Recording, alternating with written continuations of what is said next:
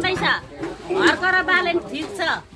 हामी कुनै हर्केलाई त बालेनले भनेको छ तर हर्कले पनि गएर फर्काएको छ ठाउँमा वी लभ यु भाइ हर्के भनेको छ भनेकै छ बालेनले नि अहिले हर्केलाई माया गरेको छ नि फेरि माता प्रेमी भन्ने छ